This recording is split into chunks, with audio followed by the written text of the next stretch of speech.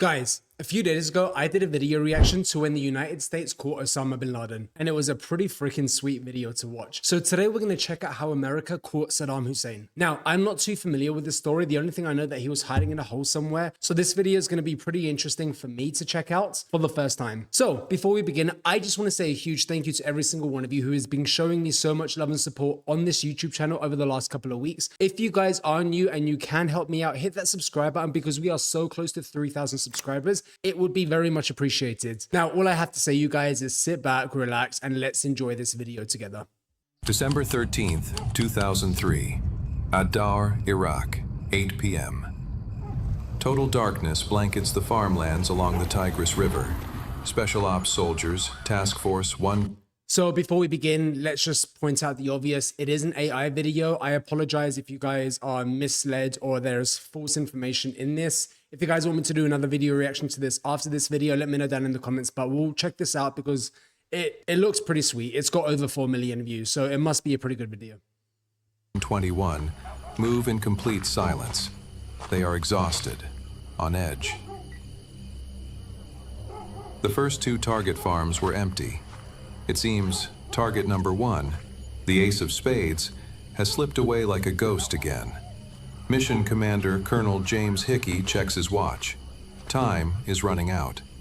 But tonight, they have a secret weapon. Not an advanced drone, not a spy satellite, but a terrified prisoner sitting in the back of an armored vehicle. The Fat Man, Mohammed Ibrahim, the head of Saddam's personal bodyguards. Oh, shit. The soldiers pull him out. He walks toward an abandoned mud hut. He stops. He looks.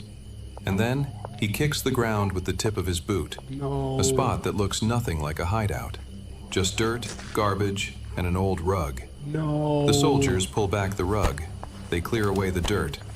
A styrofoam lid appears. The lid is removed.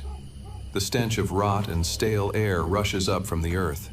A black, vertical hole. Weapons are raised. Grenade pins are pulled, ready to fire. Oh, shit. But a sound comes from the depths. Two dirty, trembling hands rise from the darkness. A man with a long beard and wild hair struggles to pull himself up. The soldiers freeze. This broken face looks nothing like the dictator on the posters. In English, with a voice that sounds like it comes from the bottom of a well, the man says, "I am Saddam Hussein, the president of Iraq, and I am willing to negotiate." That is crazy. I didn't realize that his hideout was that hidden. That's insane. Tikrit, Iraq, 9 months earlier. The war is officially over. The statues have fallen. America dominates the battlefield. But in the intelligence war, they are losing. The Pentagon deploys a simple yet ingenious tactic, the deck of cards. 52 high-ranking Ba'athist officials, generals, ministers, politicians. Saddam Hussein is the Ace of Spades. Thousands of American soldiers patrol the streets with these faces in their pockets. But there is a glaring problem. The hunt, despite all the arrests, has hit a dead end. None of the generals know where Saddam is. Inside a cramped, sweltering interrogation room at Tikrit Airfield sits a man who looks nothing like a war hero.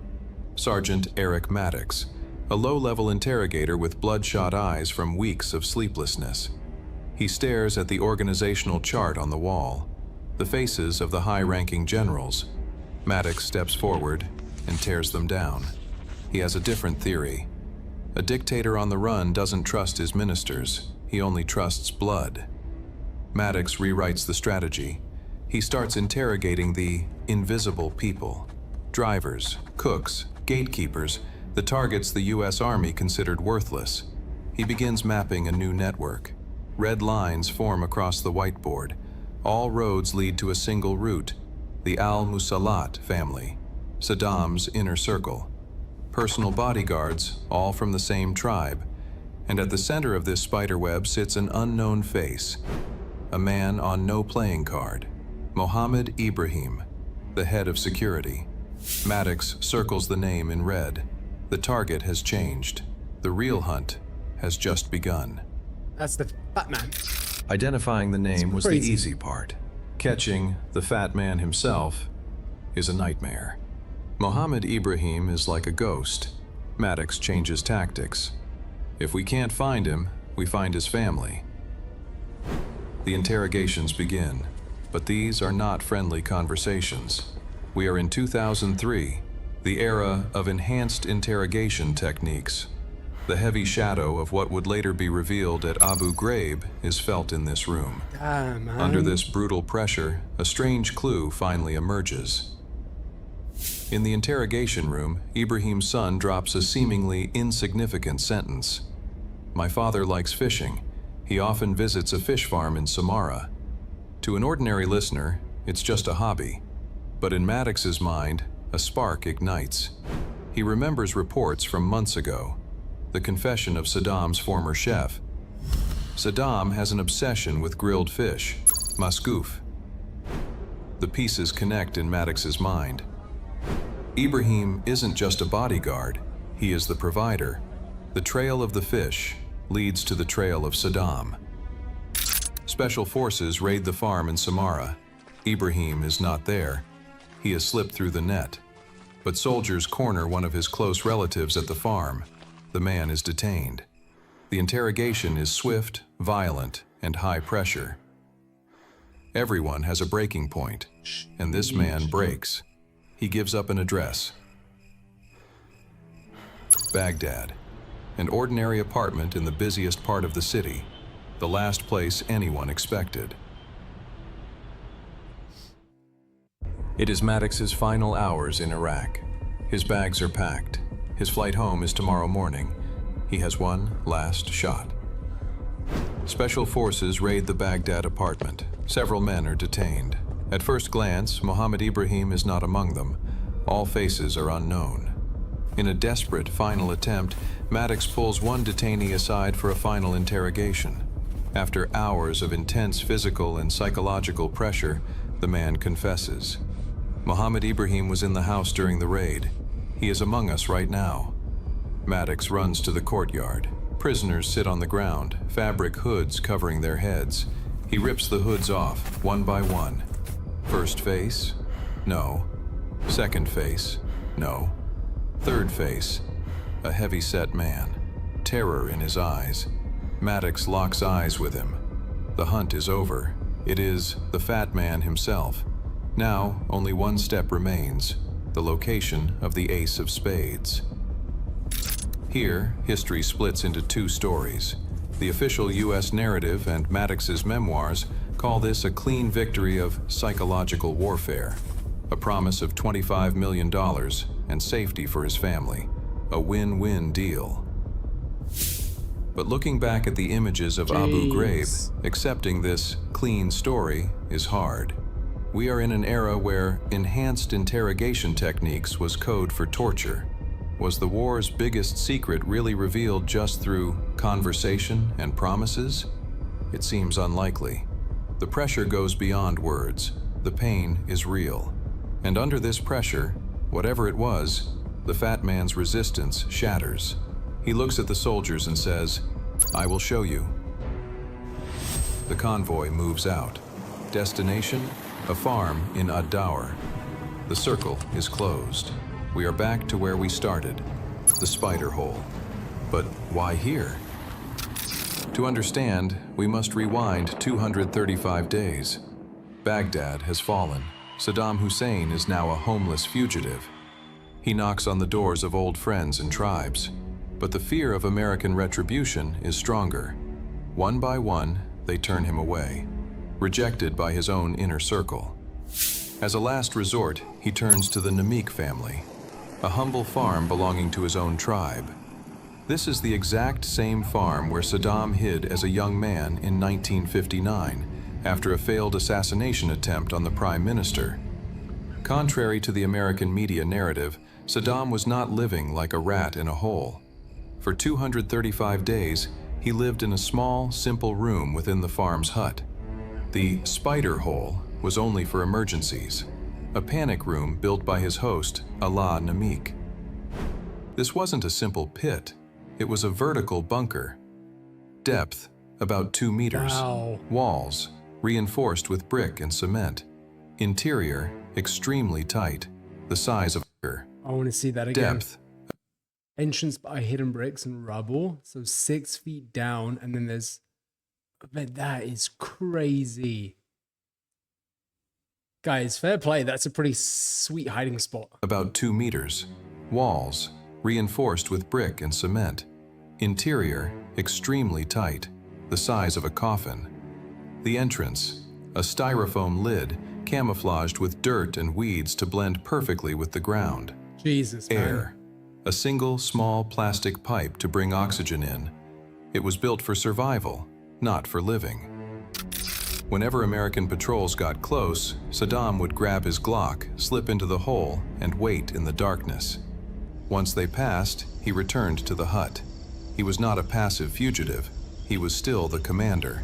Every day, listening to BBC Arabic radio, writing poetry, and most importantly, drafting orders to direct the insurgency. His only link to the outside world was one man, Allah Namik. Allah was his cook, his barber, his bodyguard, and his courier. He carried the dictator's messages to the resistance commanders and brought back the replies. But even the safest systems have a weakness: trust. Weeks before the capture, Mohammed Ibrahim, the fat man, visited the farm for a meeting. He was the head of security, but even he didn't know about the hole. During the meeting, Saddam left the room for a moment. Ibrahim seized the opportunity. He asked Allah, "If the soldiers raid us, where does the boss hide?" Allah, with complete trust in Saddam's top protector, made a fatal mistake. He described the underground hideout. He pointed out the exact location. He revealed the secret that Ibrahim would later sell in an American interrogation room. Jeez. Because of that betrayal, they now know exactly where to look. It's crazy, man. The convoy halts in silence. Operation Red Dawn begins. 600 soldiers surround the perimeter. Delta Force operators storm the hut. They tear the room apart. They check the walls. They sweep the orange grove. Nothing. Minutes pass. Tension spikes. Is the intel wrong? Has the bird flown? The operation is teetering on the edge of a humiliating failure. In the moment of desperation, the commander plays his ace card. The back door of an armored Humvee opens. Mohammed Ibrahim is pulled out. He doesn't need a map. He doesn't need GPS. He walks past the confused soldiers. He heads toward a blind spot in the yard, near a palm tree. He stops. He looks down, and without a word, he kicks a pile of dirt and garbage with his boot. A spot the soldiers had walked past a dozen times. The soldiers swarm back. Now, they know exactly where to look. The dirt is swept away. The old rug is pulled back. A white styrofoam lid appears. That's The crazy. gate to hell. A soldier pulls the pin on a grenade, ready to drop it into the hole. But suddenly, a voice comes from the depths. "Don't shoot! Don't shoot!"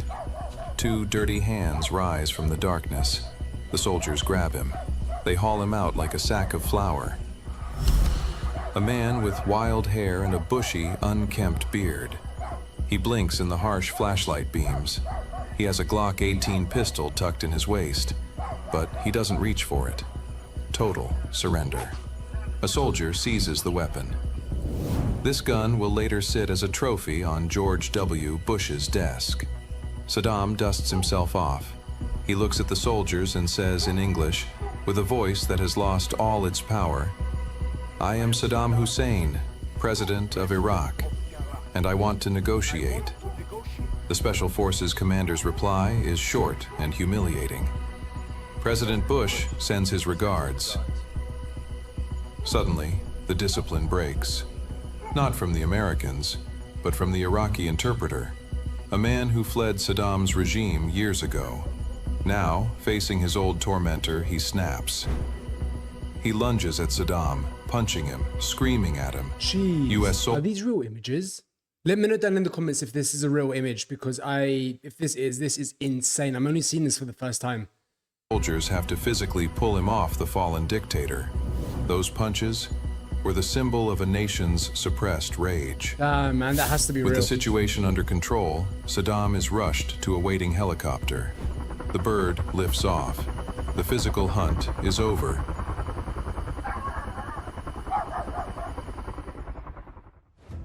Capturing him wasn't enough. The U.S. Army knows they have to break the myth. They need to turn the Lion of Babylon into a pathetic old man. The war of narratives begins. P.S. YOPS teams deliberately release the most humiliating footage possible. Saddam Hussein being examined by an American doctor, mouth open, like an old horse having its teeth checked. A medic checking his hair for lice. The message to the world is clear. He is not a monster. He is just human, and he is finished. The next day, Paul Bremer takes the podium and delivers the famous line. Ladies and gentlemen, we got him. Sweet. December fun. 30th, 2006, Baghdad. Dawn on the day of Eid al-Adha. Saddam has been sentenced to death. The execution chamber does not feel like a state proceeding. It feels like a mob revenge. As the noose tightens around his neck, there is no silence. Guards are shouting sectarian chants, mocking him in his final moments. The trap door opens. The drop. The story of the strong man of the Middle East ends at the end of a rope. His capture was a masterpiece of intelligence, betrayal, and technology. But the result? Iraq did not find peace. Saddam's fall opened the gates to chaos, civil war, and the rise of ISIS. The spider hole wasn't just Saddam's grave. Perhaps it was the grave of a region's stability. What do you think? Was his fate the result of his own crimes? Or was he just another victim of betrayal? Wow, what do I think? I mean, that story is pretty freaking incredible. And like I said at the start of this video, guys, I actually did not know what really happened. So listening to this for the first time is absolutely mind-blowing to me.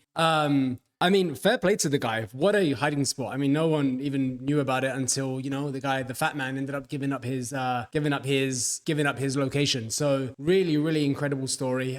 So far we have done Osama bin Laden and now Saddam Hussein. So you guys let me know down in the comments who you guys want me to react to next. I mean, there's obviously a ton of villains out there that I could react to. So whoever you guys are interested in, let me know. And with that being said, you guys, that's the video there and then. I hope you guys enjoyed it as much as I did. Don't forget to leave a like down below. Hit that subscribe button if you guys are new. We are on the road to 3,000 subscribers. And with your help, you guys, we can get there. As always, stay awesome, stay blessed, stay safe, and I'll catch you guys in the next one. Peace.